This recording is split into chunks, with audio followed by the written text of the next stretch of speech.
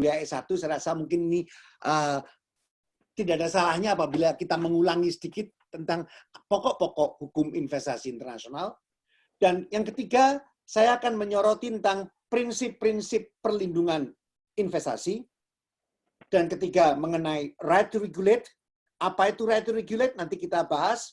Dan yang terakhir, sebagaimana lazimnya, dalam setiap perkuliahan akan ditutup dengan kesimpulan. Sekarang kita mulai dari bagaimana respon negara. Setelah terjadinya merebaknya wabah virus corona, hampir semua negara di dunia mengambil langkah-langkah khusus. Langkah-langkah ini dilakukan dalam rangka untuk melindungi kesehatan masyarakat, atau dengan yang disebut public health, dan kedua juga mengambil langkah-langkah lain yang berkaitan dengan bagaimana menghadapi dampak ekonomi dari wabah COVID-19. Tentunya respon negara ini ruang lingkupnya sangat luas, sangat banyak yang dapat dilakukan. Dan ini merupakan kedaulatan negara. Kita memiliki kedaulatan untuk melakukan hal ini. Namun demikian, tentunya dalam konteks hukum investasi, kewenangan negara ini bukan tidak terbatas.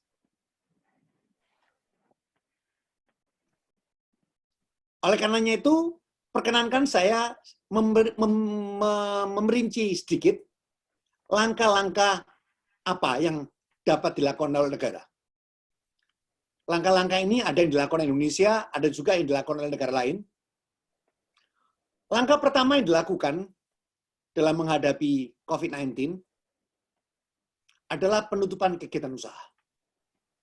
Ya, kita tahu mungkin di Bandung juga terjadi banyak toko, banyak mall, banyak pabrik harus tutup. Karena untuk membatasi semua kegiatan kemasyarakatan.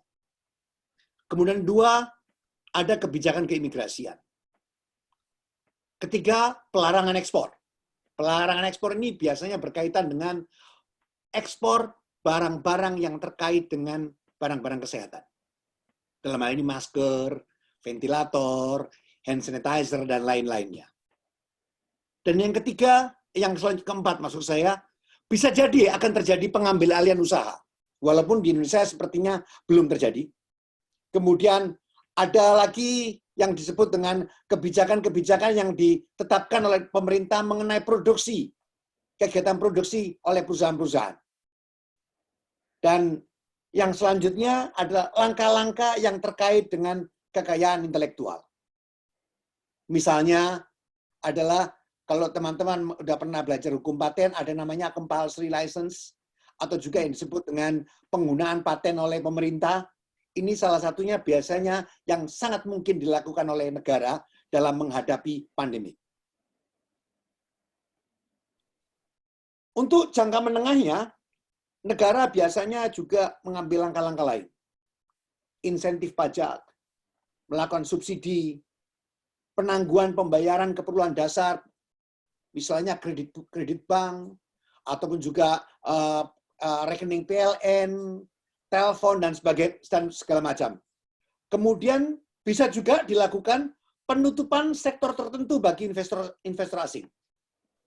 Langkah ini sejauh ini belum dilakukan oleh Indonesia setahu saya, tapi hal ini bisa dilakukan. Tapi dalam jangka menengah, bukan dalam waktu dekat. Ini lebih banyak dilakukan untuk menanggulangi akibat ekonomi. Dan selain itu di jangka menengah bisa dilakukan juga kebijakan-kebijakan sektor keuangan lainnya. Ini yang dapat dilakukan. Selanjutnya adalah respon negara dalam kebijakan yang bersifat jangka panjang. Bisa jadi yang dilakukan adalah melakukan upaya pengambil alihan beberapa sektor investasi dalam skala yang lebih besar atau jumlah lebih banyak. Kemudian dukungan terhadap atau fasilitas khusus terhadap investor dalam negeri misalnya. Kemudian lebih banyak penutupan sektor bagi investor asing. Mungkin ada perubahan dari DNI kita nanti, tidak tahu. Tapi negara lain dalam situasi krisis mungkin saja dan dapat saja melakukan hal ini. Kan ini di beberapa negara lain dulu yang terakhir mungkin yang contoh yang paling bagus adalah kasus Argentina, mungkin nanti kita bahas belakangan mengenai kasus di Argentina. Dan selain itu juga menerapkan berbagai kebijakan relaksasi di bidang perekonomian. Semua kebijakan tadi yang saya sebutkan, baik yang darurat, yang jangka pendek, maupun jangka menengah, serta yang jangka panjang, itu bisa saja merupakan kebijakan yang bertentangan dengan hukum investasi. Atau saja mengurangi perlindungan investasi. Atau mengubah makna dari atau ruang lingkup perlindungan investasi. Tentunya hal ini menimbulkan konsekuensi hukum. Konsekuensi hukum yang paling mungkin dalam hal ini, dan yang sering terjadi, adalah munculnya gugatan arbitrase terhadap negara oleh investor. Teman-teman, salah satu karakter unik dari hukum investasi internasional yaitu adanya mekanisme yang disebut dengan ISDS atau Investor State Dispute Settlement, di mana investor atau pengusaha dapat menggugat negara di arbitrase internasional atas kebijakan-kebijakannya yang mempengaruhi investasinya di suatu negara. Yang menjadi pertanyaan, bagaimana dengan policy space? Kalau memang negara ketika mengambil kebijakan dapat digugat, maka ruang gerak negara menjadi semakin sempit. Ini yang menjadi persoalan. Bagaimana policy space, bagaimana ruang gerak negara dapat mengambil kebijakan. Itu persoalan yang akan kita bahas lebih jauh dalam diskusi pagi ini. Saya akan bercerita khusus flashback apa yang terjadi tahun 2001 di Argentina, kasus Argentina. Kasus Argentina itu negara tersebut mengalami suatu krisis multidimension, krisis ekonomi, politik, dan budaya, sosial budaya. Dan apa yang terjadi, pemerintahan Argentina saat itu yang terus berganti dalam waktu 10 hari ada 5 pemerintahan, mengambil beberapa emergency measures, atau yang disebut juga dengan kebijakan-kebijakan atau langkah-langkah darurat. Bermacam-macam. Salah satunya yaitu kebijakan pembatasan pengiriman uang ke luar negeri, pembatasan penarikan uang, pembekuan sektor perbankan, penetapan nilai tukar mata uang, penjadwalan utang negara, dan bahkan nasionalisasi. Atau dalam hukum investasinya disebut dengan ekspropriasi. Setelah pemerintah Argentina mengambil langkah-langkah tersebut pada tahun 2001 dan 2002, apa yang terjadi? Semenjak tahun 2003 sampai tahun 2012, dalam rentang waktu cukup lama, negara Argentina menghadapi lonjakan gugatan di arbitrase internasional. 50 gugatan selama dari tahun 2003 sampai tahun 2012. Apabila jumlah gugatan dikabulkan semuanya, jumlah gugatannya itu senilai dengan 160 triliun rupiah. Bisa bayangkan betapa besar uang yang harus ditanggung oleh Argentina apabila harus membayar semua gugatan tersebut. Kenapa hal itu terjadi? Hal itu terjadi karena ketidaksiapan hukum investasi internasional untuk menyelesaikan sengketa yang berkaitan dengan kebijakan darurat yang diambil negara. Jadi emergency measures yang diambil oleh negara dalam situasi darurat ini masih banyak perdebatan dalam diskursus hukum investasi internasional. Slide selanjutnya, seperti saya sampaikan tadi itu, saya ingin menjelaskan sedikit. Apa itu hukum investasi internasional? Hukum investasi internasional itu adalah, pada dasarnya, definisinya banyak, teman-teman semuanya ya, di literatur banyak sekali, tapi saya berusaha memberi definisi yang mungkin tidak sempurna tentunya, tapi more or less, apa itu hukum investasi internasional atau yang saya singkat dalam slide ini dengan HII, yaitu salah satu bidang hukum internasional. Jadi hukum investasi internasional itu bagian dari hukum internasional, tepatnya hukum ekonomi internasional, yang berhubungan, yang mengatur hubungan antara negara dengan investor asing. Ini yang menarik. Kalau hukum internasional yang lain itu esensinya negara dengan negara, tapi kalau dalam hukum investasi internasional, ini diatur hubungan antara negara dengan investor, dengan perusahaan, dengan individu. Terutama mengenai standard of treatment.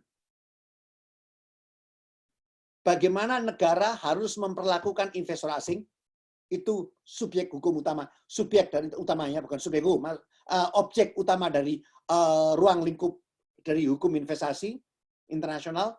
Dan yang kedua, mekanisme penyelesaian sengketa. Kalau kita lihat dari sejarah, hukum investasi internasional itu berkembang semenjak awal tahun atau abad ke-19, tepatnya tahun 1800-an. Saat itu ada seorang yuris ternama dari Argentina juga, namanya Calvo, disebut dengan Calvo Doctrine. Ini merupakan prinsip dalam hubungan luar negeri pada saat itu, yang mengatakan intinya perlakuan terhadap orang asing sepenuhnya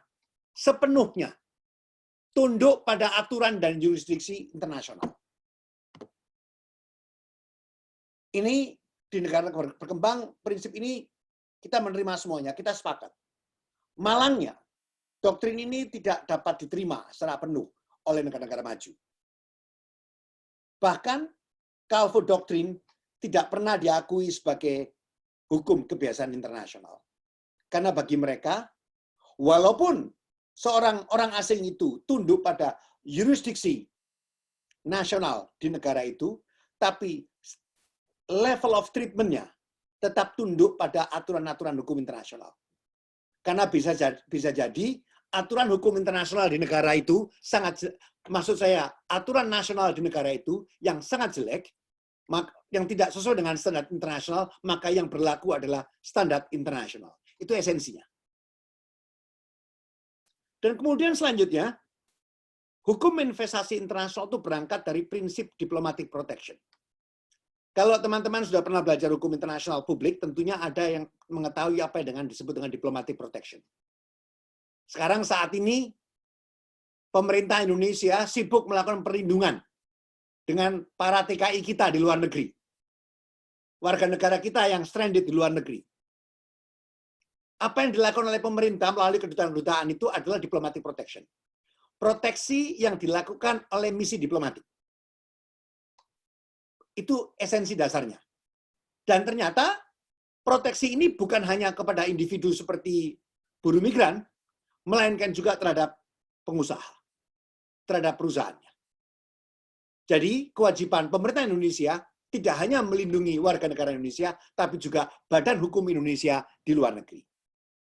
Ini asal muasal bagaimana prinsip perlindungan hukum investasi muncul.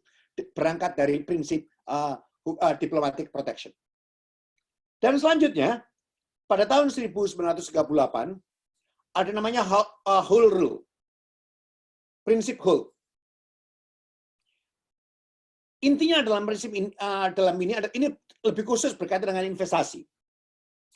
Karena menurut prinsip ini, negara harus memberi kerugian kepada investor asing atau orang asing yang hartanya telah diambil alih. Ganti rugi yang cukup efektif dan memadai bagi harta investor asing yang diambil alih, atau istilahnya saat itu sedang ramai, dengan bahasa Indonesia dinasionalisasi, atau dalam legal term dalam investment law disebut dengan ekspropriasi atau expropriation. Yang menarik lagi, apa sumber hukum investasi internasional? Satu hal yang perlu diketahui bahwa fakta ini cukup penting nanti berkaitan dengan apa yang kita bahas dengan dinamika hukum investasi internasional dengan COVID. Pertama adalah sumber hukum investasi internasional, sejauh ini tidak ada perjanjian multilateral ataupun organisasi internasional yang mengatur tentang hukum investasi internasional secara khusus. Tidak ada seperti WTO. Kalau perdagangan internasional ada jelas WTO. Intellectual property ada WIPO. Tapi untuk investment tidak ada. WTO ada, tapi itu hanya sebagian, hanya untuk TRIMS namanya. Trade Related to Investment Measures. Tapi bukan mengenai itu. Karena semua upaya masyarakat internasional untuk membentuk perjanjian multilateral maupun tentang hukum investasi internasional sejak dahulu gagal. Mengatur perilaku, bagaimana norma-norma tentang multinational cooperation tidak pernah berhasil karena tentunya ada perbedaan pandangan antara negara maju dengan negara berkembang tentang hak dan kewajiban multinational cooperation. Kalau memang tidak ada perjanjian multilateral, terus substansinya, konten dari norma-norma hukum investasi internasional itu dari mana? Pertama, dari hukum kebiasaan internasional. Banyak hukum kebiasaan internasional. Tadi seperti saya katakan tentang whole rule tadi itu salah satunya. Dan bermacam-macam. Tentang terutama yang berkaitan dengan standard of treatment. Tentang perlakuan. Bagaimana memperlakukan orang asing di sini. Dan yang menarik, selain hukum kebiasaan internasional, perjanjian investasi internasional dalam bentuk bilateral. Atau yang disebut dengan BIT. Ataupun Bilateral Investment Treaty. Dan kadang-kadang sifatnya regional, seperti ACIA, ASEAN Comprehensive on Investment Agreement, atau juga plurilateral. Plurilateral ini adalah bukan multilateral, tapi terdiri dari berbagai negara. Banyak negara yang dari berbagai kawasan. Dan yang paling menarik lagi, sumber hukum investasi internasional adalah hukum nasional. Tentunya teman-teman menarik loh, bagaimana hukum nasional bisa menjadi sumber hukumnya. Hal ini terjadi karena umumnya dalam perjanjian-perjanjian investasi internasional, perjanjian itu memberlakukan hukum nasional sampai tingkat tertentu. Jadi di sini uniknya dari perjanjian dari hukum investasi internasional, sumber hukumnya, karakternya sedikit berbeda dengan hukum internasional publik. Sekarang tantangan utama apa yang dihadapi dalam hukum investasi internasional saat ini? Isu utama yang diatur dalam hukum investasi internasional pertama yaitu bagaimana kita menentukan standar perlindungan, standard of treatment terhadap investor. Jadi, hukum investasi internasional is more about the right of the investor, hak investor asing, kewajiban negara, kewajiban buat negara. Jadi investor asing apa saja, fasilitasnya itu apa saja. Jadi sejauh ini perkembangannya itu lebih banyak pada perlindungan investasinya. Malangnya di sisi lain, atau yang disebut dengan hak negara, atau yang menjadi kewajiban investor seharusnya, atau right to regulate, itu merupakan bagian dari hukum investasi internasional, tapi malangnya ini kurang well developed dibandingkan dengan aspek perlindungannya. Sehingga dalam beberapa hal, banyak pakar mengatakan bahwa hukum investasi internasional ini kurang balance, kurang berimbang dalam mengatur antara perlindungan investasi dan right to regulate yang dimiliki oleh negara. Oleh karenanya, beberapa waktu yang lalu, pemerintah Indonesia dan juga beberapa negara lainnya melakukan review terhadap Bilateral Investment Treaty yang intinya adalah berusaha strike the balance between investment protection dan right to regulate. Biar berimbang. Itu yang dilakukan tujuannya dalam melakukan review. Sekarang saya akan mulai dulu, saya akan jelaskan nanti satu persatu apa itu perlindungan investasi dan apa itu right to regulate. Untuk itu saya mulai dulu prinsip-prinsip perlindungan investasi itu apa saja. Pertama, national treatment. Prinsip national treatment. Semua investor asing harus diperlakukan sama dengan investor dalam negeri. Itu yang penting. Jadi kita harus memperlakukan yang sama, tidak boleh tidak. Boleh ada pengecualian-pengecualian, tapi pengecualian itu harus tertulis dalam treaty. Ini tentunya akan memberi tantangan, karena kalau membuka semua sektor bagi investor asing, maka akan menghalangi perlindungan terhadap UKM. Kita memang dalam daftar negatif list, daftar negatif investasi, kita memiliki, tapi itu sudah justified. Kita memiliki ada suatu mekanisme tersendiri. Tapi prinsipnya, semua sektor yang terbuka harus diperlakukan yang sama. Kecuali sektor yang sejak awal dinyatakan tertutup. Kemudian yang kedua, prinsip yang kedua, yaitu most favored nation. Semua investor asing harus diperlakukan yang sama. Investor asing dari Kanada harus diperlakukan yang sama dengan investor asing dari Amerika atau dari Belanda, dari Singapura. Semua haknya harus sama. Ini yang menarik. Jadi, investor harus sama dengan warga negara Indonesia, dan investor asing harus sama dengan investor yang lain. Tidak boleh didiskriminasi. Dan yang ketiga, prinsip yang paling penting adalah ekspropriasi atau expropriation, tadi saya katakan berkali-kali. Prinsip ini tentang jaminan bahwa investor asing tidak akan dinasionalisasi. Dalam Undang-Undang Permainan Modal kita sudah jelas bahwa kita tidak akan melakukan ekspropriasi kecuali dengan undang-undang. Tapi yang menarik dalam perkembangan ada yang disebut indirect expropriation. Itu yang cukup problematik dalam perkembangan hukum investasi internasional. Yang selanjutnya adalah prinsip selanjutnya adalah fair and equitable treatment. Negara harus menjamin untuk memperlakukan adil dalam semua proses hukum dan administrasi terhadap perusahaan asing. Tapi persoalannya dalam praktek oleh kalangan arbitrasi, prinsip fair and equitable treatment itu ditafsirkan terlampau luas, sehingga semua kebijakan apa saja bisa dianggap tidak fair. Ini yang tadi saya katakan akhirnya policy space atau ruang gerak suatu negara menjadi sangat berkurang. Kemudian prinsip yang lain, perlindungan keamanan, serta kewajiban untuk memberikan kompensasi atas kerugian yang timbul oleh perang atau kerusuhan. Jadi kalau ada perang, ada kerusuhan, kita harus mengganti rugi. Prinsip selanjutnya, ada yang disebut dengan performance requirement. Negara tidak boleh menetapkan syarat-syarat tertentu yang berkaitan dengan kinerja atau produksi perusahaan. Contohnya,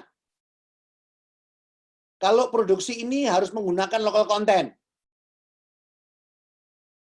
Kalau produksi ini harus dijual di Indonesia, nggak boleh ekspor. Ini merupakan termasuk juga bagian dari performance requirement. Kemudian selanjutnya adalah kebebasan untuk menentukan pimpinan perusahaan. Tidak boleh harus orang Indonesia, tidak. PMA harus memiliki kebebasan untuk menunjuk siapa pimpinannya.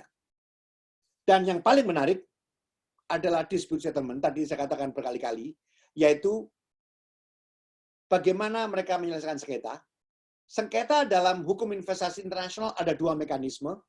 Pertama, sengketa state dengan state, negara dengan negara apabila terjadi sengketa tentang investasi. Malangnya dalam praktek ini sangat jarang dilakukan. Negara enggan untuk menyelesaikan sengketa investasi antar negara karena lebih repot penyelesaiannya dan enforcement-nya lebih repot. Tapi yang sering dan sangat sering dilakukan adalah investor versus state dispute melalui arbitrase internasional atau yang disingkat dengan ISDS, Investor State Dispute Settlement.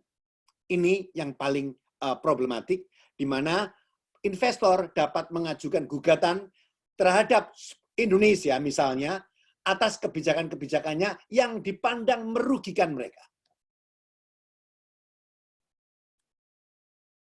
Sekarang, tadi kita sudah berbicara tentang perlindungan investasi apa saja. Sekarang saya beralih ke sisi yang lain, yaitu hak negara. hak negara untuk mengatur atau right to regulate. Right to regulate adalah hak suatu negara berdasarkan hukum internasional atau perjanjian investasi untuk menetapkan suatu aturan di tingkat nasional terlepas dari komitmen negara tersebut dalam suatu perjanjian investasi. Jadi negara bisa terlepas dari komitmen dalam perjanjian, dalam keadaan tertentu, bisa mengambil aturan lain yang berbeda dengan perjanjiannya untuk tujuan tertentu, atas dasar tertentu. Nanti saya akan jelaskan kemudian atas dasar apa. Dan yang lebih penting lagi adalah pelaksanaan dari right to regulate. Idealnya tidak menimbulkan kewajiban ganti rugi. Namun sayangnya dalam keputusan arbitrase, pelaksanaan right to regulate apakah itu comes with compensation atau tidak, itu masih kontroversial. Ada arbitrase yang memutuskan tidak perlu, ada yang memberikan perlu ganti rugi. Banyak pakar mengatakan kalau memang perlu ganti rugi, ya akhirnya kan right to regulate itu not really hak, karena mereka akan selalu dibayang-bayangi dengan ketakutan bayar ganti rugi dong. Jadi kalau hak itu seharusnya tanpa ganti rugi. Tapi anyway, ini another thing. Ini salah satu isu kontroversi yang terjadi dalam hukum investasi internasional. Sekarang saya akan masuk lebih dalam. Bagaimana penerapan right to regulate? Right to regulate itu diatur dari prinsip hukum internasional. Bisa dilakukan dengan pembatasan perlindungan investasi, kemudian memanfaatkan general exception atau pengecualian-pengecualian, atau dimasukkannya ketentuan khusus dalam perjanjian investasi atau FTA. Nanti akan saya jelaskan satu persatu, serta bagaimana tantangannya akan dihadapi dalam menerapkan right to regulate tersebut. Kita lihat di slide selanjutnya. Right to regulate sebagai prinsip hukum internasional. Jadi pada dasarnya right to regulate itu sudah ada dan diakui dalam hukum kebiasaan internasional.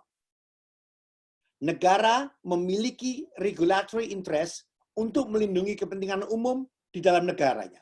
Dan ini merupakan perwujudan dari kedaulatan nasional suatu negara.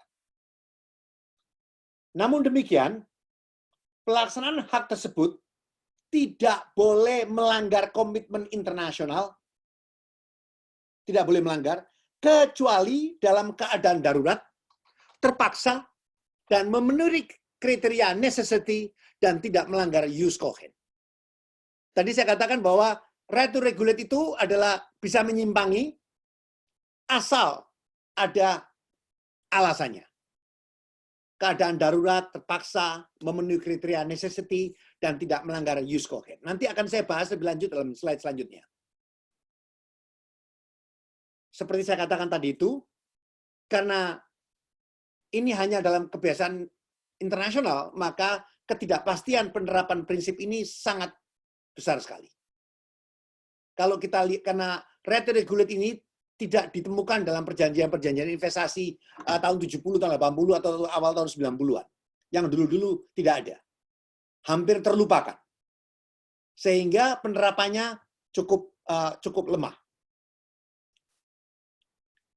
Untuk dalam perkembangan selanjutnya, right to regulate dilakukan oleh banyak negara dalam treaty. Biasanya negara itu menuangkan ini dalam traktatnya, yang bilateral investment treaty maupun FTA, itu dengan membatasi rumusan perlindungannya. Mereka mempersempit ruang lingkup dan standar treatment perlindungan investasi. Tadi kan saya sebutkan bermacam-macam perlindungan investasi. Mereka itu berusaha mempersempit ataupun memberi kejelasan sehingga tidak ditafsirkan terlampau luas. Karena kalau prinsip perlindungan itu terlampau luas, maka ruang gerak negara tidak ada.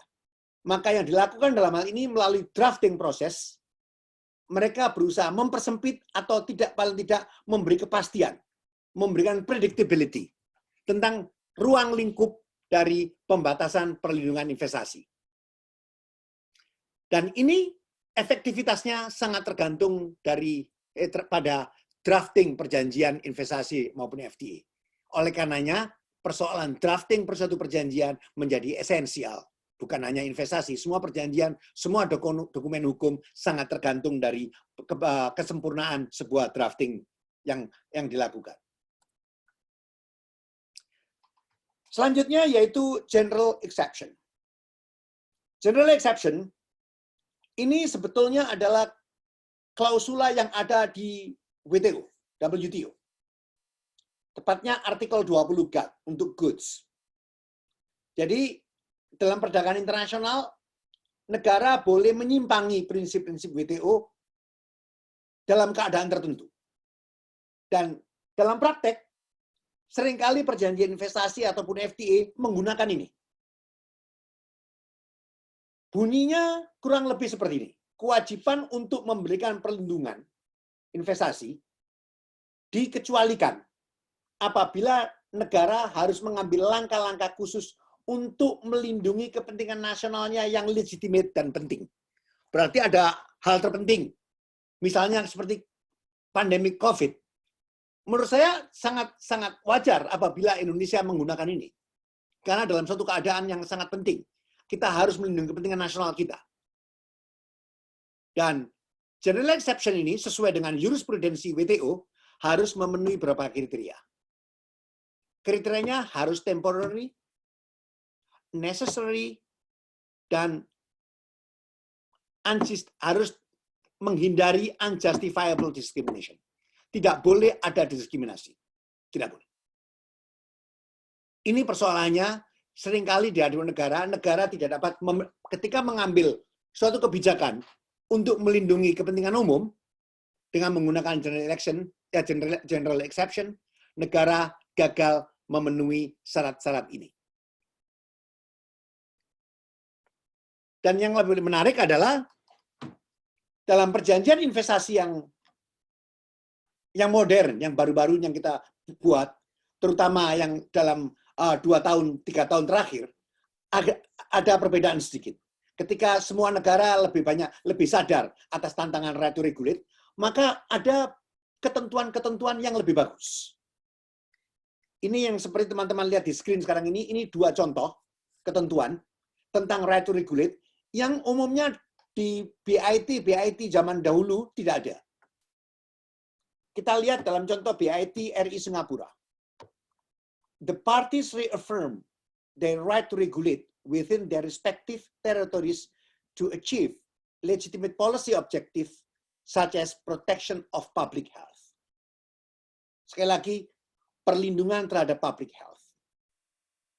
Ini BIT Singapura ini bagus sekali. Namun demikian ini namanya positive language. Ini pun masih secara legal masih ada kelemahannya. Kelemahannya karena hanya reaffirmasi atas hak. Tapi tidak menjelaskan lebih jauh bagaimana penerapannya, how a state will operationalize this clause. Oleh karenanya, yang lebih bagus lagi apabila ada aturan lain lagi yang lebih clear, dan ini dapat dijumpai dalam perjanjian RI Australia FTA, Indonesia dan Australia FTA. Yang jelas di situ dikatakan, without prejudice to the scope of any applicable exception, non-conforming measures, principles of international law, or the disputing parties' ability to rely upon such exception, non-conforming measures or principle of international law during the proceedings, no claim may be brought under this section in relation to measures that is designed and implemented to protect and promote public health. Jelas di sini, ini klausula tentang dispute settlement yang mengatakan bahwa investor tidak boleh mengajukan gugatan terhadap langkah yang dilakukan oleh negara apabila langkah itu dilakukan dalam konteks untuk melindungi kesehatan umum, kesehatan masyarakat. Jadi ini suatu klausula yang sangat bagus sekali. Ini tadi saya sudah jelaskan bagaimana perlindungan dan bagaimana right to regulate dan bagaimana direfleksikan dalam hukum investasi dalam prakteknya. Sekarang tantangannya apa? Tadi kita kan sudah mengetahui bagaimana tantangan tentang right to regulate, pengaturannya, ada hukum kebiasaan internasional, dia dapat juga dilakukan melalui penyempitan atau pembatasan proteksi, ketiga dengan affirmative language, dan keempat dengan menutup di klausula dispute settlement. Ternyata walaupun semua itu dilakukan, masih ada tantangan lain lagi. Tantangan utama yaitu selama ini masih terjadinya inkonsistensi keputusan arbitrase. Teman-teman, tadi saya katakan bahwa sumber hukum investasi internasional lebih banyak, tidak ada multilateralnya, tergantung perjanjian bilateral. Jadi substansinya tergantung perjanjian mana. Jadi ketika investor Australia berbeda dengan investor Singapura aturannya.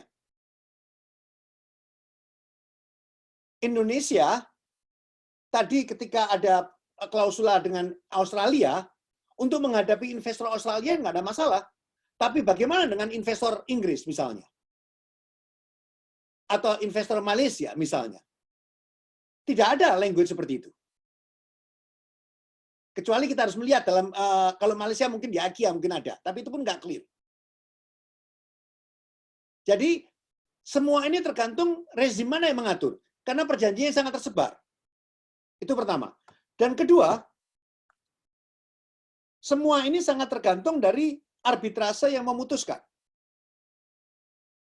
Arbitrase ini adalah private, bukan pengadilan, di mana mereka satu sama lain, reasoningnya ketika menghadapi kasus itu sangat berbeda satu sama lain. Untuk memanfaatkan semua klausula-klausula right to regulate tadi itu, negara harus memenuhi necessity test. Tadi saya sudah jelaskan. Apa itu necessity test? Necessity test, intinya kita harus membuktikan bahwa langkah itu memang perlu dan mutlak dan absolut harus dilakukan. Kita harus mampu membuktikan bahwa langkah yang diambil untuk melindungi public health merupakan satu-satunya langkah yang harus diambil dan tidak ada alternatif lain. Jadi negara dan aparat arbitrator harus dapat melihat bahwa langkah ini diambil ini merupakan last resort. Tidak ada yang lain.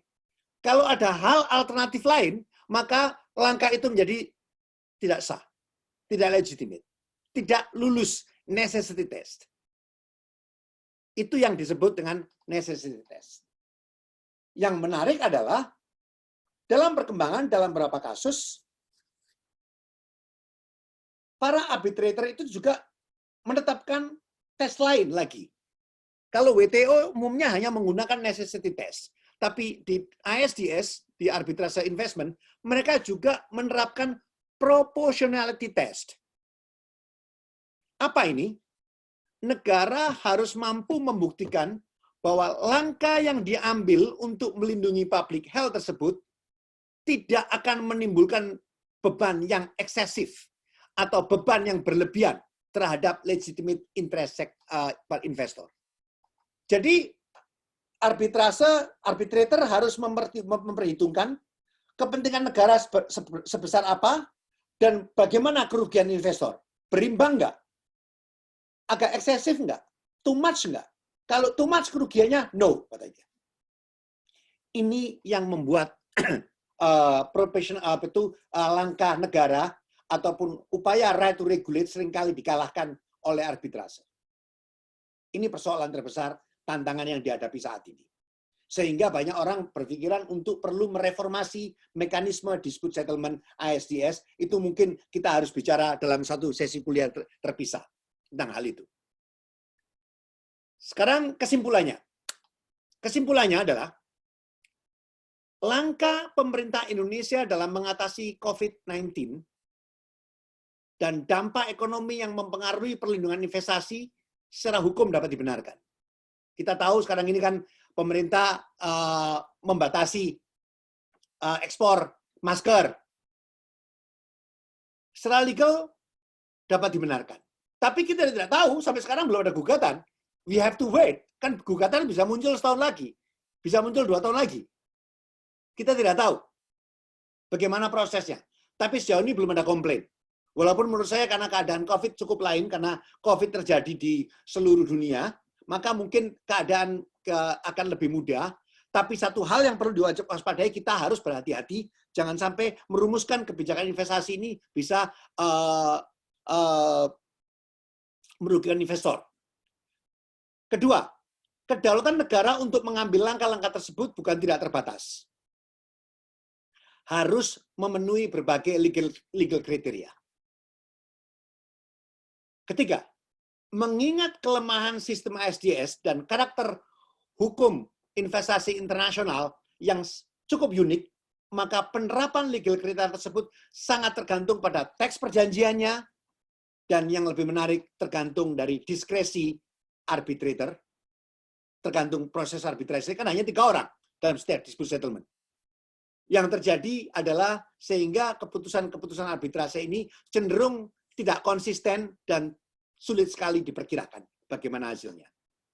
Oleh karenanya, yang lebih penting buat kita, pelajaran apa yang kita harus kita ambil, kita harus Indonesia tentunya ketika menghadapi COVID ini harus mengambil berbagai kegiatan, berbagai langkah-langkah. Contohnya tadi itu pembatasan visa tadi itu.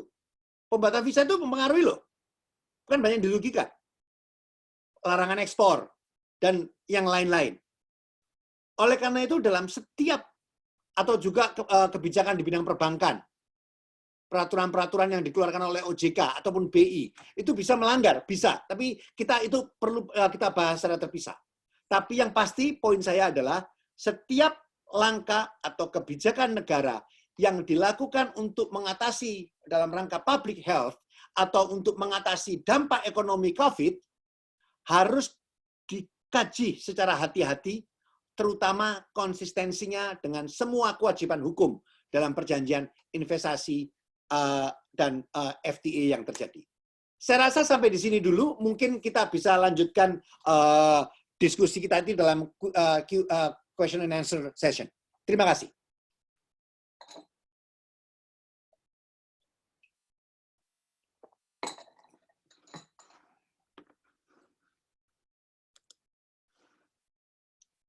Bu, silakan Bu. Saya tidak dengar Bu. Maaf Bu, tidak dengar. Baik, maaf Pak. Sekarang sudah terdengar ya Pak ya? Sudah. Baik, terima kasih Pak Dubes atas pemaparannya yang sangat menarik sekali dan juga cukup komprehensif berbicara terkait dengan hukum investasi internasional dan juga respon negara terhadap COVID-19 yang mungkin berpotensi gitu ya untuk bisa melanggar, apakah melanggar atau tidak beberapa prinsip perlindungan investasi internasional terkait juga dengan komitmen-komitmen Indonesia, misalnya kalau kita berbicara Indonesia secara spesifik dalam perjanjian penanaman modal Indonesia, karena seperti yang kita ketahui belakangan terakhir Indonesia cukup aktif begitu ya Pak Dubes ya, untuk berbicara, berdiskusi, bernegosiasi terkait dengan investment chapter dalam Free Trade Agreement ataupun juga another comprehensive economic partnership agreement ataupun juga BIP Indonesia yang dengan menggunakan template yang terbaru. Baik Bapak Ibu peserta webinar pagi ini, saya sudah punya beberapa pertanyaan yang masuk di feature question and answer yang kita miliki. Namun juga kita juga bisa melakukan diskusi tanya jawab melalui live YouTube channel. Jadi Bapak Ibu yang mengikuti webinar pagi ini melalui live YouTube channel bisa menyampaikan pesan melalui live chat untuk nanti bisa kita bahas dalam kegiatan pagi ini. Kita masih punya cukup banyak waktu untuk berdiskusi. Saat ini kalau waktu Indonesia baru jam 9.50 Pak Dubes. Berbeda mungkin dengan waktu di Ottawa, jadi setidaknya mungkin kita masih punya cukup banyak waktu untuk bisa membahas pertanyaan-pertanyaan ataupun tanggapan-tanggapan dari para peserta pagi ini.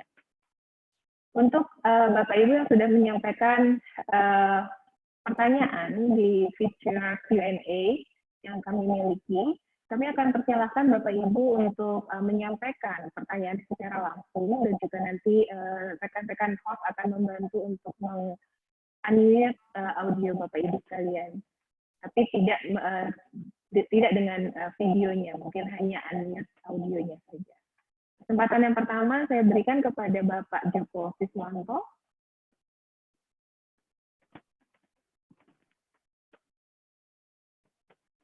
Pak Joko. Sambil menunggu juga nanti dalam berjalannya diskusi, kalau Bapak Ibu mau menyampaikan pertanyaan secara langsung, bisa juga menggunakan feature raise hand yang ada di screen Bapak Ibu sekalian. Bapak Joko Siswanto belum bisa tersambungkan ya?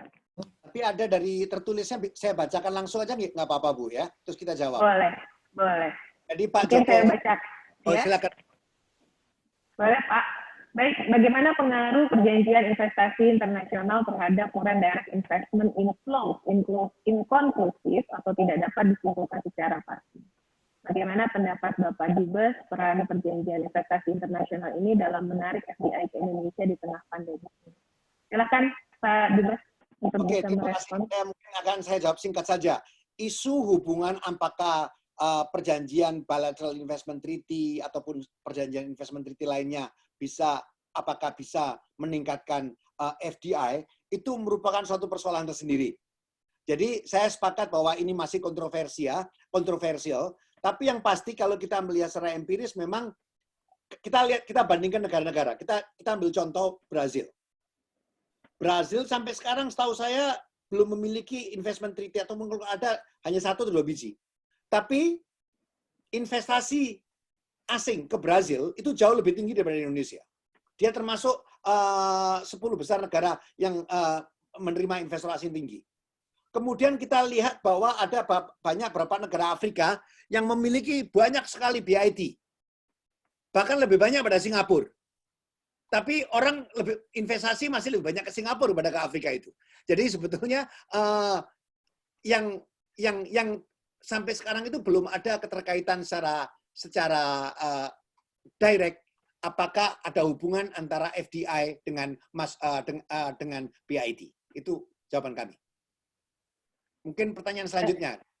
Iya Pak, saya persilakan mungkin di sini kita sudah cukup banyak ternyata ada pertanyaan. Nanti kami akan bahas satu persatu secara berurut.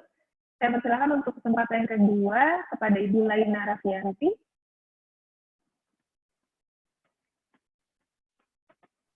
Ibu Laina Raffianti. Ya, Ibu Prita, suara saya cukup terdengar di sana? Sangat jelas. Silahkan Ibu untuk menyampaikan secara langsung kepada Pak Kadir. Iya, terima kasih. Pak Kadir, apa kabarnya Pak Kadir? Saya dosen di Fakultas Hukum juga, Pak. Ya, bagaimana Bu? Ya, saya mengajar haki, Pak. Jadi saya tertarik sekali tadi dengan statement Bapak tentang ada keterkaitan antara kekayaan intelektual dan hukum investasi internasional, yaitu terkait dengan compulsory license ya, Pak ya. Nah, di satu sisi Indonesia ini kan sangat berpotensi untuk menghasilkan paten obat-obat yang bersumber dari bahan-bahan lokal ini. Ini bisa meningkatkan investasi nasional, bahkan juga bisa maju ke perdagangan internasional. Tapi seperti yang tadi disampaikan oleh Bapak, bahwa dengan compulsory license ini inventor justru harus mengalah gitu dengan compulsory license pelaksanaan paten oleh pemerintah. Nah, di sini WTO sendiri sudah ada memang ada asas keseimbangan, prinsip keseimbangan antara hak dan kewajiban dari inventor. Tapi saya sendiri kok ragu ya bahwa prinsip keseimbangan ini bisa dilaksanakan dengan baik. Mohon pendapat Bapak mengenai hal ini. Terima kasih sebelumnya Pak Kadir dan terima kasih Bu Jadi Ibu Prita. kurang happy dengan compulsory license Bu ya? Ya. Oh, kurang happy Bu ya dengan compulsory license Bu? Gini, Jadi Bu. ada dua sisi gitu loh Pak tampaknya. Ya. Ya, memang saya mengerti ya maksud Ibu. Jadi begini Bu, kalau kita bercerita tentang compulsory license, kalau if we look at the history, bahwa compulsory license itu muncul dahulu ketika perundingan TRIPS. Pada awalnya ketika negara maju memaksakan standar untuk IP yang tinggi, khususnya paten, tapi bagi negara berkembang ini tidak fair, karena IP itu harus seimbang dengan aspek lainnya. Bagaimana jangan sampai teknologi itu, paten itu menjadi alat untuk monopoli, sehingga terjadi ketidakadilan. Kita ambil contoh, Bu Lena ya. Apabila hari ini vaksin COVID ketemu, Ya. kira-kira harganya murah atau mahal? Kepinginnya murah, Pak, pasti. Ya, kepinginnya. Enggak kira-kira. Sangat mahal. Pak. Sangat Bukan mahal. hanya persoalannya bukan hanya mahal, Bu. Mahal dan tidak ada, Bu, barangnya. Iya. Kenapa itu terjadi? Karena monopoli, Bu. Tuh. Oleh karenanya, dalam keadaan seperti ini, maka compulsory license adalah jawaban. Bahkan buat saya adalah, dan ini bukan hanya masalah vaksin, masalah yang lain juga. Ya. Buat saya, Bu, tantangan utama buat pemerintah Indonesia nanti yang sehubungan dengan vaksin dan obat-obatan, tantangan yang dihadapi oleh Indonesia adalah rezim IP. Bagaimana kita bisa memanfaatkan compulsory license? Persoalannya, Bu, tidak semudah itu, Bu. Walaupun kita bisa melakukan compulsory license itu kan intinya begini, teman-teman.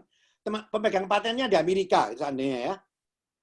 Kan terus kemudian mau digunakan obatnya atau vaksinnya mau digunakan di Indonesia. Kan seharusnya lazimnya kan pemerintah atau pengusaha Indonesia meminta lisensi dengan bayar uang tertentu. Membeli lisensinya. Dengan harga komersial. Dan ini harganya mahal dan barangnya belum tentu ada. Yang dilakukan negara dengan compulsory license adalah, oke, kamu harus dipaksa, compulsory, wajib, memberi license ke saya, dikasih uang dengan yang layak, uang ganti rugi, kompensasi, maka Indonesia akan memproduksi sendiri. Yang menjadi pertanyaan, Bu, adalah persoalannya, apakah Indonesia atau negara lain itu mampu memproduksi obat itu? Tidak. Saya nggak ngomong begitu, saya nggak tahu, Bu. Tapi yang terjadi itu adalah banyak negara berkembang tidak mampu. Loh, apa gunanya hak itu? Oleh karenanya dalam Doha Declaration ada fleksibilitas yang lain yang intinya memberi kemungkinan negara lain untuk memproduksi melalui mekanisme compulsory license yang biasanya itu dalam konteks pasar domestik suatu negara, tapi dia diperbolehkan ke negara lain yang tidak mampu. Untuk Indonesia, Bu, saya tidak tahu persis apakah kita mampu. Saya bukan ahlinya di sini. Tapi dari informasi yang kami peroleh bahwa contohnya untuk ada obat kemarin yang lagi heboh tentang kita berusaha Bio Farma mau produksi obat apa semuanya. Persoalan utamanya bukan nggak mampu produksinya, Bu, bukan orangnya nggak bisa, Bu. Bahan bakunya nggak ada di Republik ini, Bu. Kita mau bahan bakunya kita harus impor. Impor, ada aturan WTO sekarang ini yang jadi masalah. Semua negara menerapkan export restriction, Bu. Untuk masker kita mau bikin masker, bahan bakunya nggak ada, Bu. Kurang. Saya nggak tahu persis ininya, Bu. Tapi intinya isu masalah supply chain ini menjadi persoalan tersendiri. Ini nanti besok itu saya diminta kuliah, memberi kuliah juga di Fakultas Hukum Erlangga, tapi fokusnya mirip tapi berbeda, yaitu COVID dengan international trade, yang ada hubungannya dengan ini juga. And I will discuss the same thing nanti ini. Jadi menurut saya compulsory license itu sesuatu hasil perjuangan negara berkembang yang harus dimanfaatkan. Dan bukan hanya itu lagi, Bu. Ada mekanisme lain, Bu. Mekanisme lain di TRIPS itu selain melalui compulsory license juga bisa menerapkan exception. Tadi kan saya sebut ada exception tadi, Bu. Ya. Di TRIPS itu ada klausula untuk security interest atau essential interest pada country. Dia bisa menyampingkan ketentuan TRIPS. Tapi sekali lagi, persoalannya adalah harus lulus necessity test. Tapi dalam hal ini mungkin bisa kita. Ada fleksibilitas lain lagi, Bu, cara lain lagi, Bu. Yaitu waiver, Bu. Di Marrakesh Agreement dikatakan bahwa dalam keadaan tertentu, negara boleh menyimpangi semua ketentuan WTO. Tapi harus ada keputusan dari pertemuan tingkat menteri seluruh dunia, Bu. Nah, ini untuk mewujudkan ini repot, Bu. Yang jadi masalah untuk menerapkan security exception ataupun waiver, saya tidak tahu persis apakah undang-undang nasional kita memungkinkan. Kalau penggunaan paten untuk pemerintah ada, tapi kalau untuk waiver sama itu saya tidak tahu persis ada atau tidak. Untuk tidak memberlakukan rezim paten dengan pertimbangan kepentingan umum. Saya nggak tahu persis, mungkin Ibu ya lebih tahu mengenai masalah ini. Tapi apa hubungan dengan investasi? Apabila semua langkah ini berkaitan dengan kepentingan modal asing, dan modal asing itu merasa dirugikan, maka investor itu bisa mengajukan gugatan. Jadi bukan berarti pasti, Bu ya. Apabila merasa dirugikan dan merasa langkah yang dilakukan Indonesia itu tidak legitimate, tidak memenuhi tes, maka bisa saja mengajukan gugatan. Itu, Bu, jawaban saya.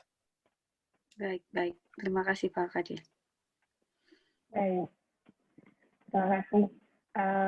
Cukup menarik nih berbicara compulsory license dan juga security exception. Sebelum kita beranjak, ada juga pertanyaan dari YouTube, Pak. Tapi karena tadi Pak Dubes juga sudah membahas terkait dengan security exception, maka kita coba beralih ke pertanyaan yang masih ada hubungannya dengan security exception yang akan disampaikan secara langsung oleh Yogi Bratajaya. Kalau tidak salah, ini adalah salah satu mahasiswa Fakultas Hukum Unpad. Yogi? Baik, kita baca saja ya, Pak ya. Silakan. Izin tanya Bapak, apakah essential security exception dalam Bilateral Investment Treaty dapat menjadi dasar bagi right to regulate dalam upaya penanggulangan wabah COVID-19?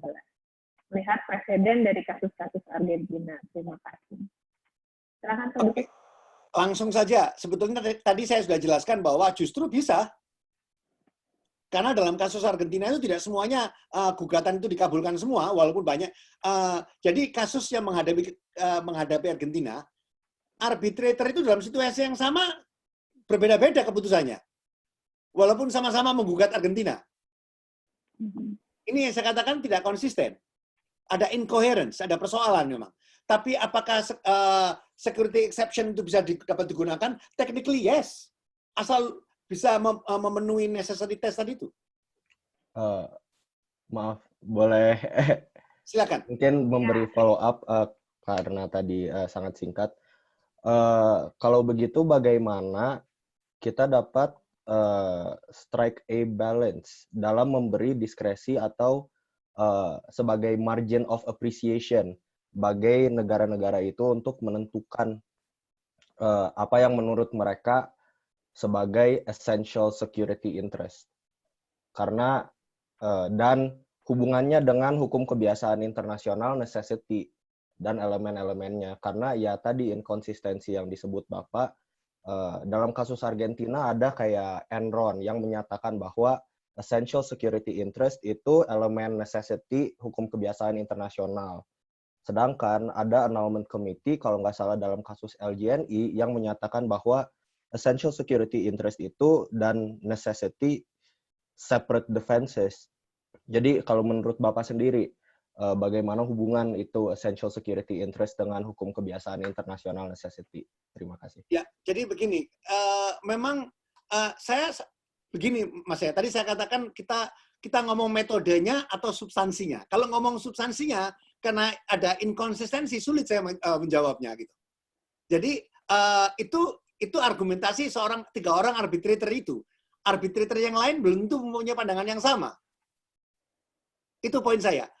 Tapi yang pasti dalam hukum kebiasaan internasional, kalau kita menggunakan security exception, itu kalau kita lihat hukum kebiasaan yang paling mapan ada di WTO, di WTO. Di WTO antara general exception sama security exception, security exception itu lebih luas, margin appreciation lebih luas.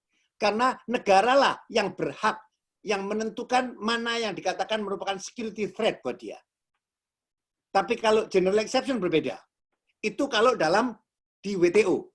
Tapi ketika dalam konteks ISDS, itu arbitrator bisa berpandangan lain, dan itu sudah terjadi. Jadi bayangan saya memang yang perlu kita lakukan adalah kita perlu sejauh mungkin kita mendefine semua ketika membuat perjanjian dan kita melakukan reform terhadap ISDS-nya. Tapi kalau kita mengatakan apa esensi security interest itu apa, kita tidak bisa dalam perjanjian bukan tidak bisa, secara teknis sulit diwujudkan itu, Mas, untuk menegosiasikan karena terlampau detail. We cannot address everything in the treaty, kan? Oke, gitu, Bu Prita. Bagaimana? Baik, terima kasih Pak Dubes.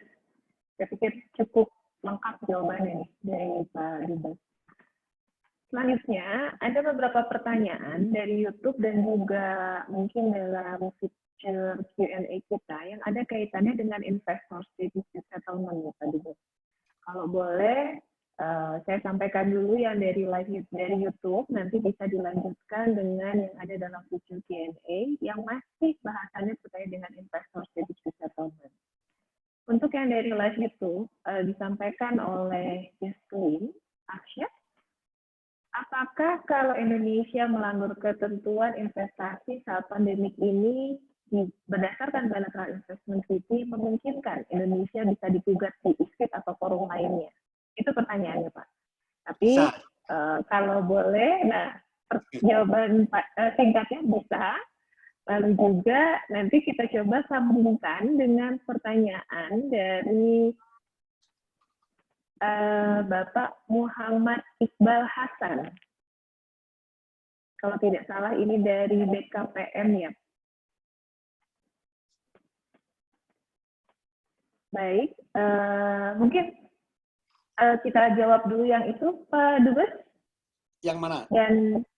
Yang terkait dengan, kalau dari Pak Muhammad Iqbal Hasan dalam rangka menghadapi gugatan arbitrasi internasional, ini sepertinya kalau nanti kemudian kita digugat di arbitrasi internasional, salah satu yang penting Indonesia lakukan adalah membuat suatu mekanisme penanganan perkara yang baku.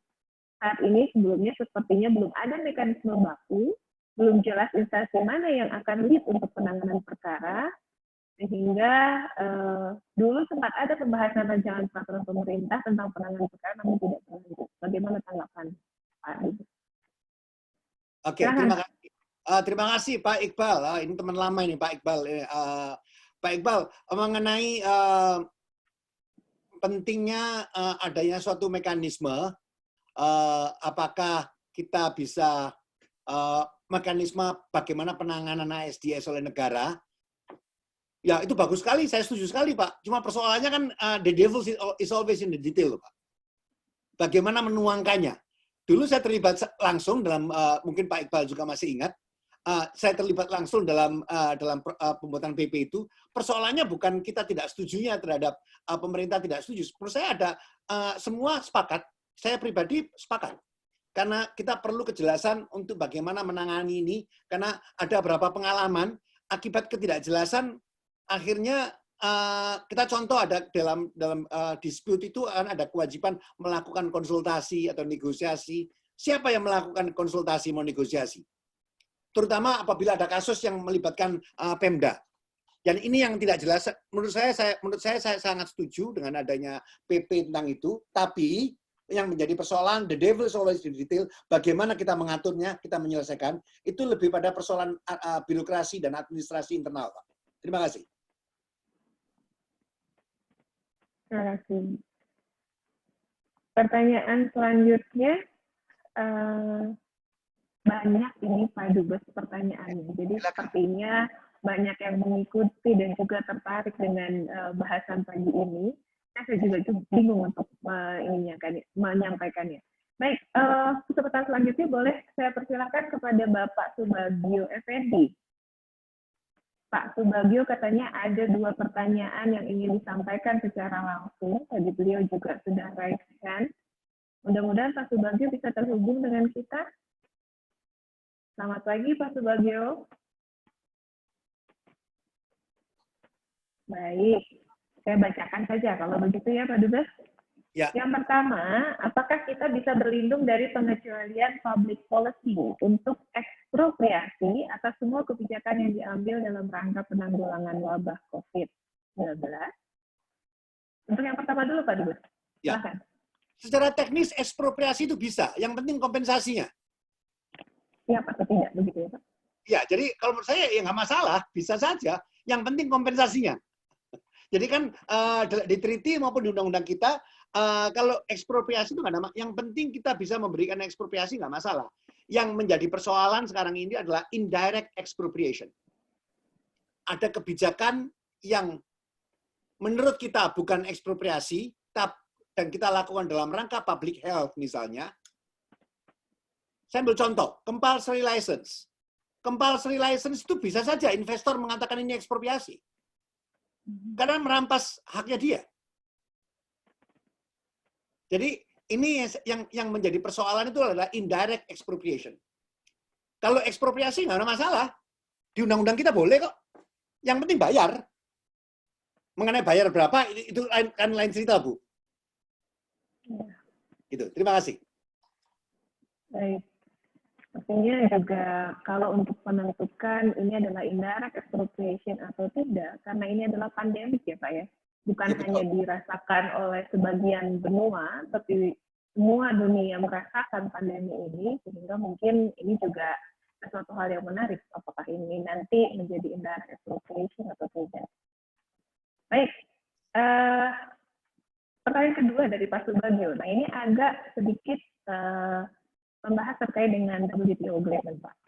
Apakah insentif fiskal yang diberikan kepada korporasi dan UMKM dapat dikategorisasikan sebagai subsidi menurut WTO agreement? Jadi kalau yang pertama terkait dengan investment-nya, yang kedua pertanyaan Pak Subagio, perdagangan internasionalnya, Pak.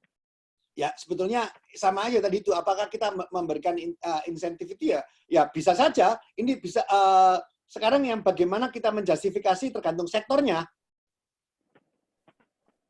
Kan investor kan kita ini kan bagaimana kita ini pesan gini, ketika kita memberikan ketika kita mengambil suatu kebijakan fiskal itu tergantung language-nya, bagaimana peraturan menterinya itu dilakukan, dirumuskan, sifatnya diskriminatif atau tidak.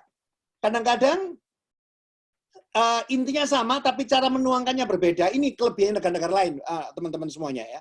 Negara-negara lain itu ketika mengambil kebijakan itu mereka itu well drafted dengan language-nya. Walaupun intinya sama. Jadi, apakah UMKM itu bisa diskriminasi enggak? Ya bisa diskriminasi, ya bisa tidak. Tergantung konteksnya saya. Sektornya sektor apa lagi? Sekarang apabila tapi kan yang pasti adalah insentif fiskal dengan UMKM yang kalau yang sektornya emang sektor tertentu ya nggak apa-apa. Tapi menurut saya UMKM itu kan nggak bersaing dengan modal asing. Tapi yang pasti kita ambil contoh, apabila ada perusahaan yang satu, jadi yang penting tidak diskriminatif. Ada sektor X, perusahaan dalam negeri mendapat insentif, sedangkan perusahaan luar negeri tidak mendapat insentif. Ya itu melanggar. It's very simple. Kan diskriminatif sudah, national treatment sudah itu. Atau ada fasilitas tertentu dinikmati oleh pengusaha dari Kanada, tapi tidak dari Singapura. Nah, itu diskriminatif. Itu melanggar MFN.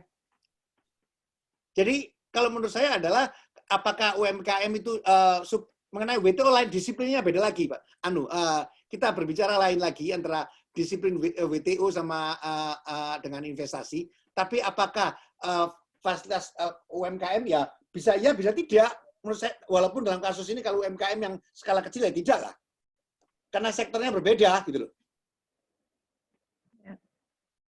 dan tidak diskriminatif. Kalau dikatakan hanya misalnya bahwa pemerintah memberi insentif kepada perusahaan yang modalnya di bawah 500 juta rupiah misalnya gitu. Dan ini berlaku kepada siapa saja termasuk modal asing. Walaupun kenyataannya modal asing nggak ada 500 juta gitu loh. Jadi ya kan nggak masalah kan. Yang penting language-nya tidak diskriminatif. Itu, terima kasih. Baik, sangat jelas sekali. Pak Dubes, ini ada pertanyaan-pertanyaan yang ada kaitannya dengan COVID-19 dan juga ada pertanyaan-pertanyaan yang sifatnya umum terkait dengan penanaman modal internasional. Nah, kita kalau boleh kita selesaikan dulu yang terkait dengan isu COVID-19 ya Pak Dubes ya. Setelah itu nanti kita beralih ke sesuatu yang sifatnya lebih umum ke penanaman modal internasional. Ada satu lagi yaitu dari Ibu Fresa, Bapak atau Ibu ini. Apakah terhubung dengan kami, Ibu Fresa, untuk bisa menyampaikan pertanyaannya secara langsung? Ya, dibacain aja nggak apa-apa, Bu? Boleh, kalau gitu. Terkait adanya pembatasan dan larangan masuk bagi warga negara asing, khususnya WNA Tiongkok Indonesia, berdasarkan Kemenkumham 11/2020, apakah bisa berpotensi jadi tindakan diskriminasi meskipun banyak negara di dunia melakukan hal yang serupa terhadap Tiongkok untuk menghindari penyebaran wabah COVID? Apabila dikategorikan diskriminasi dan kelak ada tuntutan bisnis via ISDS, apakah force majeure karena pandemi global ini bisa dijustifikasi oleh negara? Silakan Pak Dubes, pertanyaan terkait terakhir sampai saat ini untuk COVID-19. Oke, pertama, apakah kita larangan terhadap warga negara Tiongkok? Setahu saya tidak ada larangan warga negara Tiongkok. Yang ada itu larangan terhadap semua WNA. Sekarang itu yang dilarang itu adalah semua WNA kita di kedutaan diberi instruksi bahwa semua kita tidak, pertama fasilitas bebas visa dihapuskan. Sehingga semua WNA kalau mau pergi ke Indonesia harus meminta visa kepada kedutaan. Dan kedutaan diberi instruksi untuk tidak mengeluarkan visa dari semua negara. Kecuali mereka yang memiliki izin tinggal di Indonesia. Ini nggak diskriminatif, karena semua warga negara boleh. Dan kemudian kedua, diplomat boleh, atau misi kesehatan boleh, atau dalam rangka evakuasi boleh. Ada beberapa pengecualian, tapi tidak diskriminatif. Yang mungkin ada agak debatable, yaitu ada untuk tenaga kerja, untuk dari proyek-proyek strategis. Nah, ini nggak tahu. Ya, itu tidak diskriminatif pada dasarnya menurut saya, karena itu berlaku untuk semua negara. Tapi masalahnya bagi pengusahanya, itu yang proyek strategis, bagaimana yang tidak strategis? Ya mungkin kita bisa berargumentasi, ini strategis nggak bisa ditunda. Kalau menurut saya tidak diskriminatif itu. Karena kebijakan kita diambil untuk semua negara gitu. Memang pada awalnya sempat hanya warga negara dari Tiongkok saja yang kita larang. Ya itu tidak, apakah kita diskriminatif? Tidak. Kita untuk sementara menyimpangin ketentuan untuk larangan diskriminasi karena saat itu yang ada saat itu wabah masih terjadi di Tiongkok pada 2 bulan yang lalu. Tapi sekarang kan situasi sudah berubah.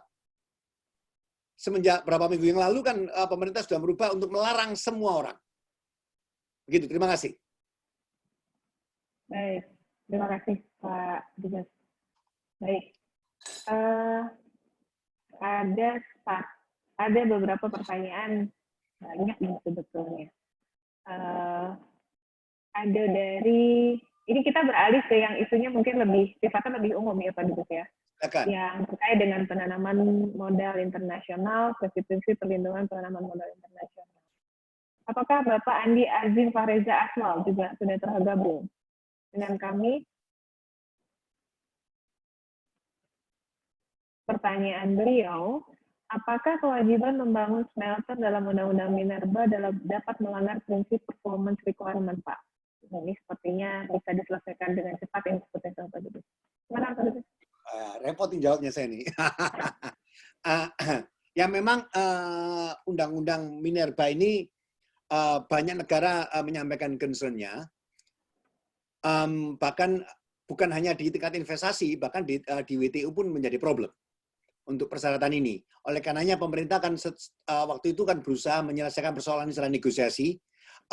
Sudah ada sengketa, misalnya Newmont sempat ada sengketa kan kita bisa menyelesaikannya saat itu.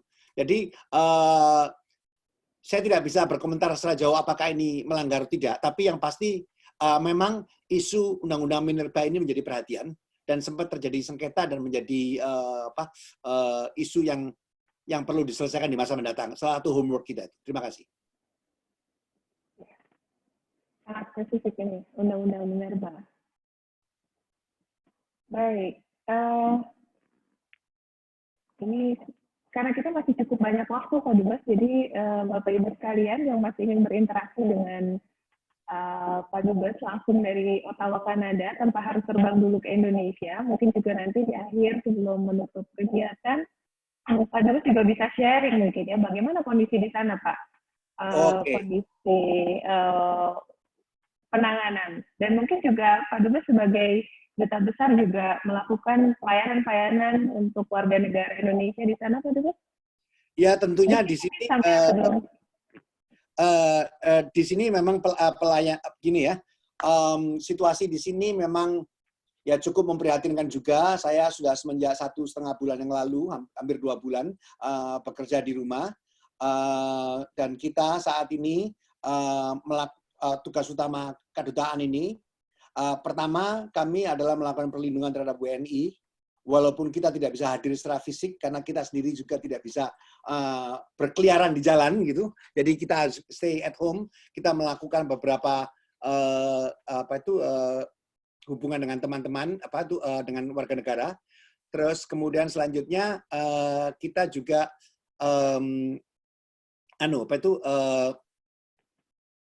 syukur alhamdulillah WNI yang berada di Kanada ini tidak banyak tidak ada yang terjangkit. 1 orang yang terjangkit mungkin informasi dari kita yang kita peroleh, tapi yang lainnya syukur alhamdulillah karena warga negara di Indonesia di seluruh Kanada itu sekitar 13.000 orang dan syukur alhamdulillah mereka cukup baik-baik saja, hanya 1 orang itu saja. Terus ya itu saja more or less. Baik. Karena sepertinya sharing keadaan bagaimana penanganan di sana juga kita bisa dapat sharing juga ya dari Pak Dubes di sana. Mungkin berbeda juga kalau misalnya. Apanya dulu yang lebih spesifik? Ada lagi nggak Pak yang lebih spesifik kalau misalnya dengan kondisi di Ottawa, Kanada? Apakah misalnya terkait dengan penetapan, di Indonesia ada social distancing, ada physical distancing, dikaitkan dengan culture di Indonesia cukup sulit? Ini kalau di sini, yang pasti yang dilakukan oleh Kanada adalah mereka menetapkan sudah hampir semua beberapa provinsi sudah menyatakan emergency situation. Tapi di tingkat provinsi dan Perdana Menteri Trudeau beberapa minggu yang lalu mengatakan bahwa negara Kanada dalam kondisi seperti perang. Dia mengatakan siap untuk apabila keadaan dipentingkan dia akan menerapkan state of emergency negara dalam keadaan darurat dan semua armada militer disiapkan untuk mengatasi ini. Tapi sepertinya dalam beberapa hari ini perkembangannya positif. Menurut saya bukan semakin ketat. Insya Allah mungkin dalam waktu mendatang mungkin ada relaksasi mengenai social distancing barangkali. Tapi yang pasti pemerintah Kanada sangat berhati-hati. Baik. Pagi ini juga sudah banyak beredar kabar atau prediksi kapan negara-negara ini akan selesai dengan wabah COVID-19 ini. Kalau mungkin di WAG, beberapa WAG sedang ramai membahas itu ya Pak Dubes. Pak Dubes kita coba beralih lagi. Ya, silakan. Ini kita balik lagi ke pertanyaan-pertanyaan. Iya Pak, ada pertanyaan. Boleh saya sampaikan dulu yang dari YouTube ya Pak ya? Silakan. Ini dari Travis Waluyo, ini adalah salah satu mahasiswa Fakultas Hukum Unpad dan juga mengambil mata kuliah Hukum Penanaman Modal Internasional. Selamat pagi Pak Dubes, izin bertanya. Dalam melihat inkonsistensi dalam keputusan-keputusan arbitrator dalam investment arbitration, adakah langkah yang dapat diambil untuk menafsirkan which arbitrator's work should prevail in legal substance? Maaf, maaf, saya kurang dengar. Baik, saya ulangi ya Pak ya. Sudah cukup jelas Pak Dubes? Udah, oke. Untuk melihat inkonsistensi dalam keputusan-keputusan arbitrator dalam investment arbitration, adakah langkah yang dapat diambil untuk menafsirkan putusan arbitrator mana yang harus didahulukan dalam hal substansi legalnya? Mungkin pokok sengketa ya Pak ya? Ini mungkin Jadi- lebih sangat-sangat teknis. Ya, Pak. Jadi begini, bagaimana untuk mengurangi inkonsistensi ini? Memang yang paling perlu dilakukan adalah sekarang ini ISDS, UNCITRAL sedang melakukan reform. Sedang diskusi bagaimana berusaha untuk memperbaiki, melakukan reform terhadap ISDS sehingga meminimalkan gap ini. Itu pertama. Kemudian kedua, tentunya yang perlu dilakukan adalah ketika negara merundingkan perjanjian investasi, mereka harus extra careful dengan draftingnya. Terutama klausula-klausula tentang perlindungan, tentang protection. Dan ketiga, apabila memang perjanjian itu sudah ada, sudah terjadi, kan sebagian besar sudah terjadi ya, mungkin dalam waktu dekat kita tidak berunding dalam keadaan COVID begini, yang dapat dilakukan adalah kita negara dengan negara yang lain sepakat untuk membuat interpretative statement. Bahkan ada beberapa kalangan NGO menyarankan perlu ada upaya di tingkat global. Negara berkumpul untuk mencapai kesepakatan bagaimana kita untuk mensiasati kalau kita tidak berlakukan ISDS for a while. Tapi ini memang gampang dalam usulan, tapi realisasinya sulit. The devil is always in the detail. Itu yang kita perlu waspadai gitu Bu Prita. Jadi ada beberapa hal yang dapat kita lakukan, tapi yaitu bisa melakukan interpretative statement antar negara melalui tukar-menukar diplomatic note bahwa pasal ini berlaku seperti ini. Jadi negara dengan negara saling memberlakukan. Itu dalam praktek seringkali terjadi, melakukan interpretative statement. Terima kasih. Baik. Saudara Travis ini sepertinya mudah-mudahan nanti mau jadi arbitrator Pak Dubes. Jadi Waduh. mudah-mudahan. Kalau nggak salah juga anak moot court ini, jadi sangat hebat itu. Arbitration. Iya Pak, bentar. Selanjutnya Pak Mursal. Pak Mursal, apakah bisa bergabung? Oke. Kalau tidak, saya sampaikan saja ya Pak ya. Ini masih ada kaitannya dengan inkonsistensi. How to deal with inconsistency of various source of law to applicable. Tidak ada suaranya, Bu Prit. Halo. Halo, Bu Dekan. Pak Dubes bisa dengar suara saya? Bisa. Baik, saya lanjutkan. Jadi, how to deal with inconsistency of various source of law applicable to investor state dispute settlement. Itu yang pertama. Dan yang kedua,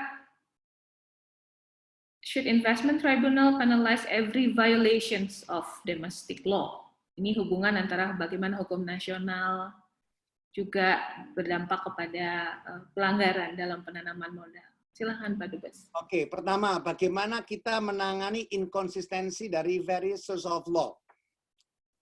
Ya, ini repot ini, terus jawabnya. Karena begini ya, pertama kan source of law-nya memang bervariasi. This is a fact of life. Jadi yang paling dalam yang dapat kita lakukan itu mungkin kita dalam keadaan saat seperti ini kita harus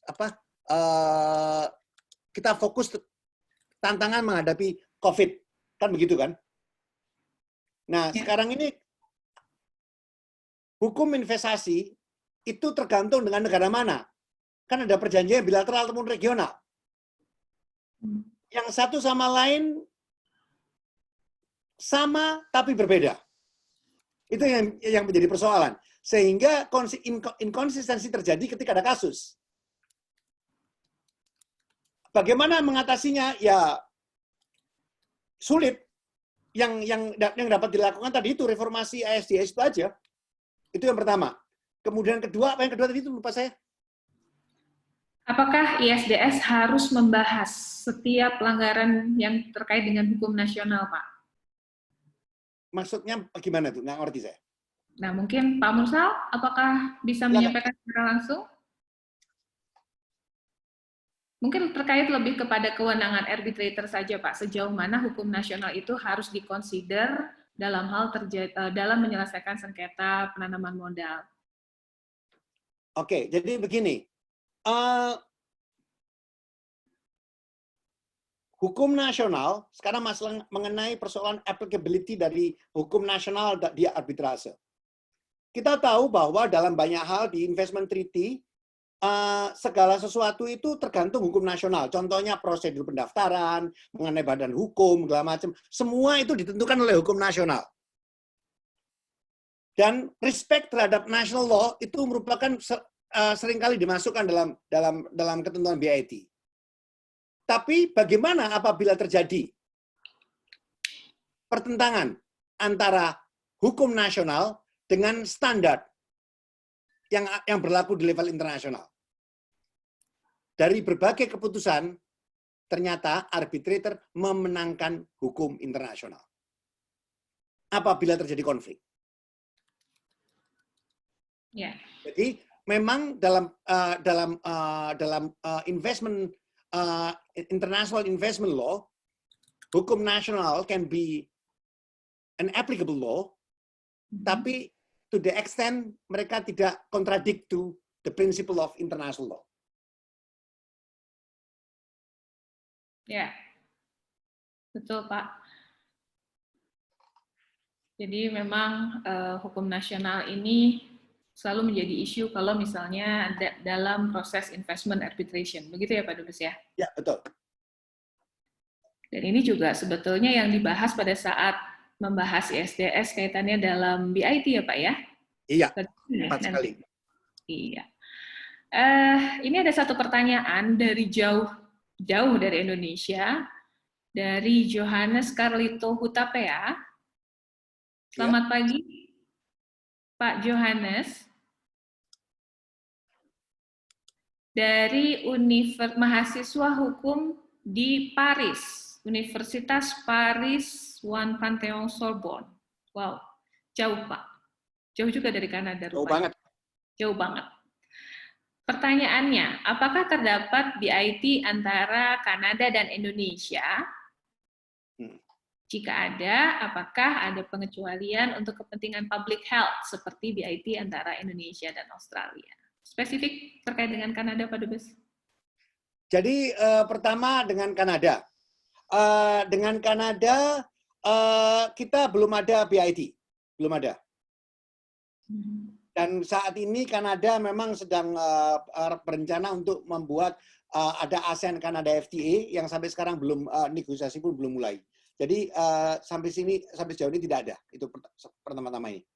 Jadi untuk Kanada tidak ada investment ini. Tapi bukan berarti pengusaha Kanada itu kalau ketika investasi di Indonesia tidak terlindungi, karena bisa saja banyak perusahaan Kanada mempunyai cabang di Singapura, dan Singapura investasi ke Indonesia kan dia bisa terlindungi menggunakan BIT dengan Singapura atau dengan ASEAN. Iya, mungkin nanti setelah ada wabah COVID-19 ini juga akan mempengaruhi negara-negara dalam hal negosiasi BIT mungkin ya Pak ya, untuk consider public health masuk tidak di dalam BIT negara-negara ini. Baik. Tentunya kalau yang zaman sekarang yang pasti kan kita lihat yang generasi terakhir seperti BIT dengan Australia dan juga ada dengan Singapura, tentunya pertimbangan public health bukan hanya itu saja, semua aspek yang berkaitan dengan right to regulate akan menjadi perhatian utama. Saat ini semenjak dengan kita tahu tadi dikatakan dalam proses review yang menjadi pertimbangan utama adalah right to regulate. Wah, luar biasa sekali diskusi pagi ini kita Pak Dubes antara Indonesia dan Kanada, dan sepertinya juga respon dari para peserta juga cukup baik, mengikuti dengan baik paparan dari Pak Dubes. Saya sendiri yang bukan mahasiswa S1, setelah ini sepertinya banyak yang bisa dikaji dan bisa ditulis begitu. Jadi mungkin mudah-mudahan hal ini juga bisa mendorong mahasiswa untuk mungkin nanti tugas akhirnya ada kaitannya sama COVID-19 ya Pak Dubes ya, yang belum mendapatkan ilham atau ide. Ibu kita saja nanti. Iya. Baik. Untuk selanjutnya, sebelum kita juga akhiri kegiatan kuliah pagi ini, Pak Dubes, mungkin kami persilahkan kepada Ibu Dekan untuk bisa menyampaikan sepatah dua patah kata dalam kegiatan Ambassador Lecture Series ini? Pertama-tama terima kasih kepada Pak Dubes. Terima kasih, Bu. Sudah malam. Suaranya kurang dengar, Bu. Maaf, Bu. Sangat. Sepertinya ada Halo? gangguan sinyal ya. Iya, tidak dengar, Bu. Ini Iya, sepertinya ada gangguan sinyal dari... ini ya.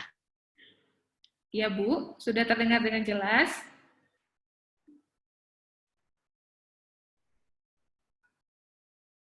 Waktu online ini dengan Bu Dekan, suaranya putus-putus, Ibu. itu ya. Memang nasional suatu yang sangat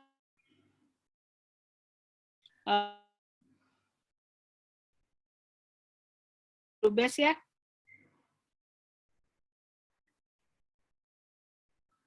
Cukup karena memang materinya sangat banyak. Pagi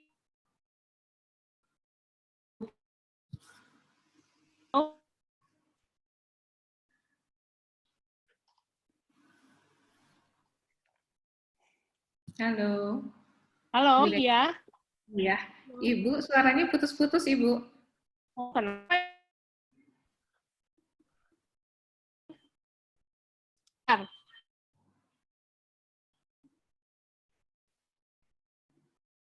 Halo. Halo. Ya.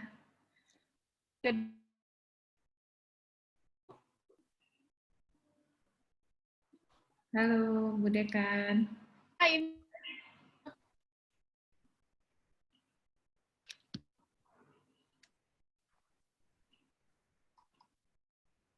Halo. Iya, Bu. Sekarang?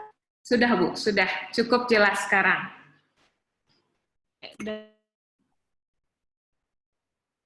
Enggak ada.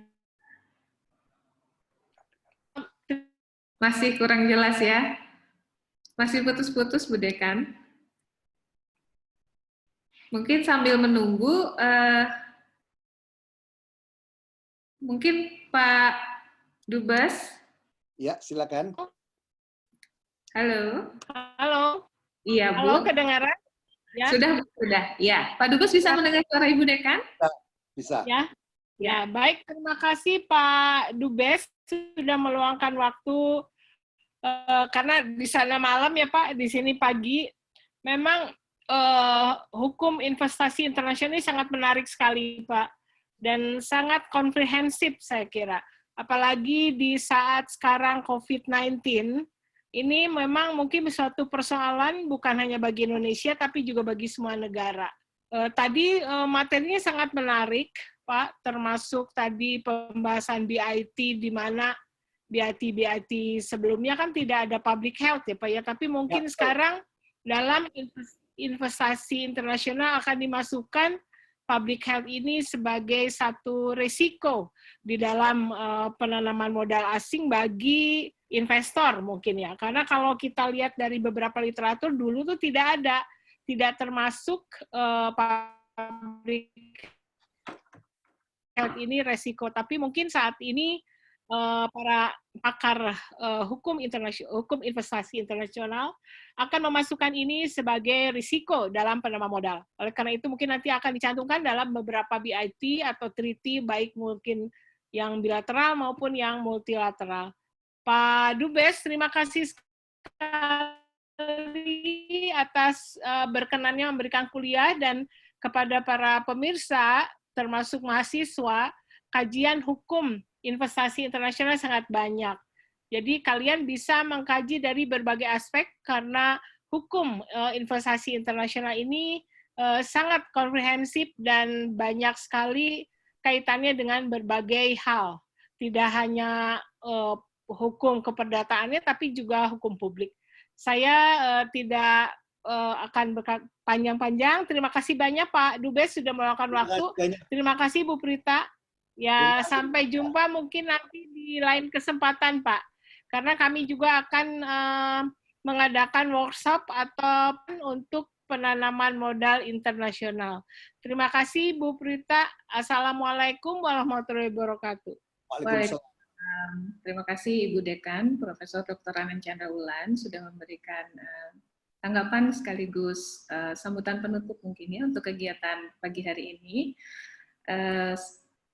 Memang kondisi COVID-19 ini mau tidak mau memang membatasi ruang gerak kita. Tapi ternyata dengan kondisi saat ini kita juga masih bisa bertemu walaupun secara virtual atau yang sekarang lebih sering disebut dengan new normal, tapi sudah merasa bisa berinteraksi langsung walaupun jaraknya antara Indonesia dengan Kanada begitu.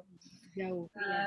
Dulu mungkin kita harus menunggu Pak Dubes pulang dulu ya Bu ya kalau mau minta beliau. Sekarang langsung saat ini bisa kapanpun sesuai dengan keluangan waktu Pak Dubes bisa juga berinteraksi dengan para mahasiswa di Fakultas Hukum Unpad dan juga peserta lainnya. Kegiatan ini kerjasama antara Fakultas Hukum Unpad dengan Kedutaan Besar Indonesia untuk Ottawa di Kanada. Terima kasih banyak. Sebelumnya saya persilahkan juga kepada Pak Dubes Abdul Qadir Jailani untuk bisa menyampaikan closing statement. Mungkin tidak banyak. Pertama-tama sekali lagi saya ucapkan terima kasih kepada Bu Profesor Dr. An dan Ibu Prita. Saya sangat gembira sekali mendapat kesempatan ini. Terus terang aja kami kan berjumpa dengan Bu Aan dan dengan Bu Prita sudah beberapa kali. Saya juga terakhir kali kalau nggak salah saya ngajar hukum investasi juga itu tahun 2016, sudah hampir 4 tahun yang lalu. Jadi syukur alhamdulillah kita bisa berjumpa lagi.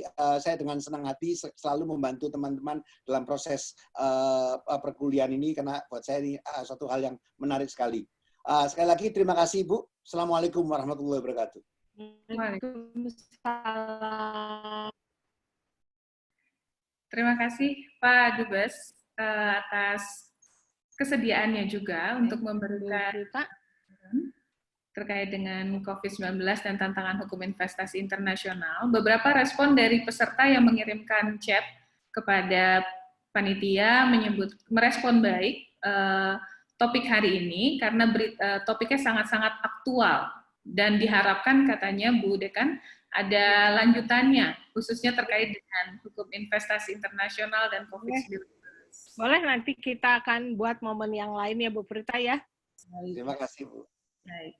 Sebagai penutup, saya selaku moderator mengucapkan terima kasih atas partisipasi aktif semua peserta, baik yang mengikuti via webinar Zoom dan juga yang mengikuti via YouTube channel. Dan mudah-mudahan apabila Bapak Ibu sekalian belum dapat mengikuti kegiatan ini secara langsung, dapat diakses kembali melalui link YouTube yang nanti akan disampaikan. Dan juga kepada para peserta yang sudah mendaftarkan emailnya kepada panitia, nanti akan kami kirimkan electronic certificate dan juga materi dari Pak Dubes untuk mungkin bisa dikaji lebih lanjut. Dan kami akan kirimkan kepada email yang sudah didaftarkan kepada kami. Selanjutnya mungkin dalam waktu yang tidak cukup lama dari penyelenggaraan webinar kali ini. Fakultas Hukum Unpad untuk selanjutnya akan menyelenggarakan beberapa webinar series dan juga ambassador lecture series selanjutnya. Jadi kita tunggu kira-kira duta besar mana lagi yang akan mengikuti ambassador lecture series dengan Fakultas Hukum Unpad. Sekali lagi terima kasih kepada Ibu Dekan yang sudah bergabung dan juga memberikan kata sambutan pada pagi ini. Terima kasih kepada Kedutaan Besar Republik Indonesia untuk Ottawa dan Kanada.